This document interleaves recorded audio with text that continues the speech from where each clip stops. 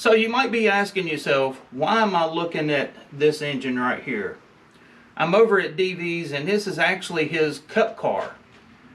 This is a W9 headed small block, 355 cubic inch deal, making over 700 horsepower on a reliable valve train setup. This is actually the last Mopar that I had anything to do with. And for those who think that DV is just all Chevrolet, I think this pretty much sums up the question.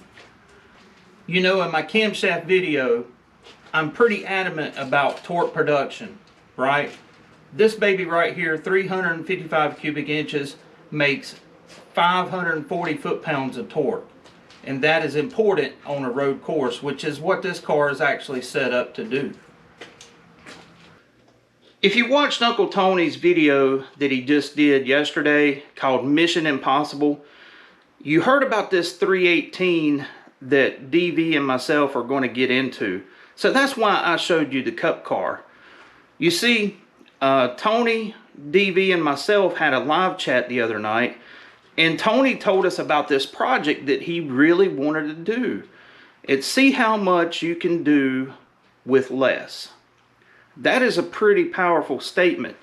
And so what we're going to do is take a 318 two-barrel engine, which is the lowest of the low, as mundane passenger car engines, and we're going to apply the same race engine winning tactics that we did on the cup car engine to that engine. And the beauty of it is it's applicable to any kind of engine platform that you're working with. I mean, you literally can apply what we're going to do to anything that you have in your driveway. So basically, this is going to be an exercise of the ultimate blueprinting deal. What is blueprinting? It's actually getting every measurement in an engine to an exact tolerance to deliver power. What do you think about that, David? This takes me back to my grassroots.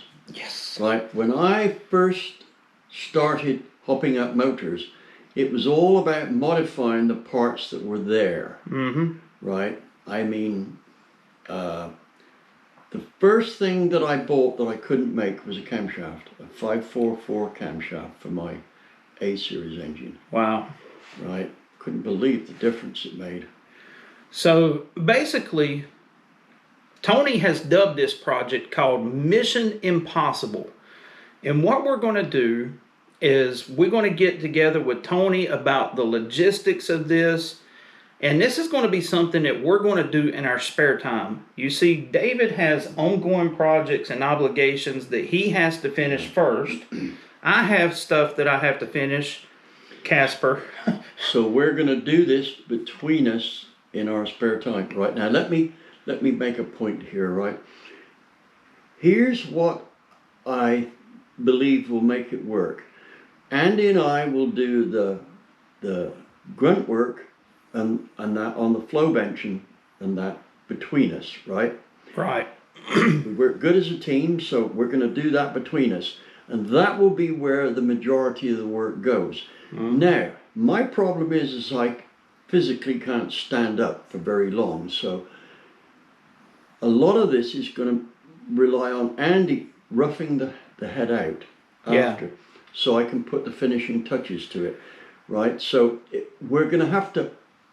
We're going to tag team it. Yeah, that's a good way of doing it. And the beauty of it is, you guys and gals get to come along for that journey when it does happen. You will see different perspectives from Tony's point of view on his channel. You're going to see my perspective on my channel. And then you're going to get the more technical aspects of it on DV's channel. Yeah, one aspect that we probably will sidestep, right, which we can't make compatible. Basically, the only modifications we can do is to remove metal. Right. Right? However, when we rebore the cylinder, we can't really put the stock pistons back in. Yeah, so... Right? So what we will do is we will look for the cheapest piston that will give us the performance. So other than gaskets and buying parts that are totally shot, yeah, right? The pistons will be the only new thing. For instance, Tony was talking about the cylinder head mods, and we were just covering that just now. That's exactly with valve right. sizes, right? And although what we're trying to do here is we're trying to find some stock valves that we could go along to an engine builder and say, can we go through your parts bin and try and find some good used whatever they are? Right. And you know, if we tell them we're doing this for a project for YouTube, I've done this before, and on every occasion they gave me the valves. Now, okay, you might say, well, that's a celebrity, but you will find, and I've suggested this to some of my students when they're doing projects when I was teaching at university. Go along at the weekend to your local engine shop and see if you can get this. You tell them you're a student or you're doing a project engine on the cheap. They will either give you the valves or they'll sell them to you at a price cheap that will only cost you, if you give up a couple of cups of coffee, you're probably there. Anyway, what we were trying to find was some valves with 3/8 stems that had the right or a length we could use, but a bigger head, or something we could modify. The thing that's really going to determine the power output of this engine is once we get the engine here, we can actually see what we're working with. You know, it's hard to make assumptions. You know, Tony's got a goal of 1 horsepower per cubic inch. I think we can probably do it. I really do. It's going to take a lot of work, or we can get really close.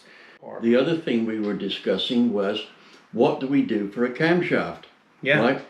Now, if we cannot, by virtue of our rules, go out and buy a camshaft and put in, that's an aftermarket part. But we can remove metal. Now, I have a buddy who used to work for a very well-known cam grinder guy who has subsequently passed on, and he can reprofile our cam for us. It's pretty cheap, right? Yeah, and he charges about $50. Well, the thing is this, we are not replacing the stock part, we're simply removing metal from the stock part, just like we do with the cylinder head, just like we do with the bores. We deck the block and things like this, so there will be machining costs involved here, and we may do stuff that you choose not to. For instance, we could go with an ultra thin head gasket, and you've got to get a head gasket, instead of skimming the block. Now, it's not quite as good, but it gets you 3/4 of the way there. Now, we will skim the block. Right? So there will be machining deals here. However, we will give you a cheaper option. So what we want to end up with is a totally reconditioned run-of-the-mill engine. Yeah, totally blueprinted, totally optimized 2-barrel Chrysler. Basically, we're going to start with the carburetor and optimize that carburetor to the best of its potential. The intake manifold, the cylinder heads, the valve train, the oiling system, reducing tons of parasitic loss, because that is free horsepower that we're just going to get back that would be normally robbed in friction, you know. It's actually going to be a fun project. It is, and that's what I'm looking forward to. You know, in today's time, it's so easy to go through a catalog and pick out cylinder heads and camshafts, but at the end of that day, all of that stuff costs money. And so this really pushes our brains to come up with out-of-box thinking. So we ask you to come along for this journey. Like I said, this is going to be a side project between Uncle Tony, DV, and myself. I've got to get Casper ready for that $5,000 grudge race with Tony, and I'm looking forward to that. DV has a ton. Now, I got to tell you, if Uncle Tony wins that race, this deal's off. That's pretty good right there. Oh, dear. Oh, dear. You may end up having to hold the money to give to the winner. But anyways, so until next time, this is Andy from Unity Motorsports Garage and the great David Vizard. No, let's drop that, right? No, it embarrasses me. I'm not dropping it. Right? And here's the other thing. Sometimes I have a problem calling Uncle Tony, Uncle Tony. right? Because A, I'm almost double his age, and B, somehow it seems slightly disrespectful, right? It may be my English upbringing, I don't know, but you know, Tony, I have a great deal of respect for you. I only call you Uncle Tony because everybody else does. I'm going to be with Tony again, and we'll be able to get some of your questions. So hang in there. See you down the road. Don't forget to go to DV's channel, David Vizard, to subscribe to him.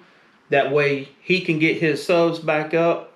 And just so you know, that cylinder head over his shoulder there, we're going to be doing an in-depth box review of that head coming up. And you'll love it. If you've got a mod motor, you are going to love the results we saw with that cylinder head. Catch you later.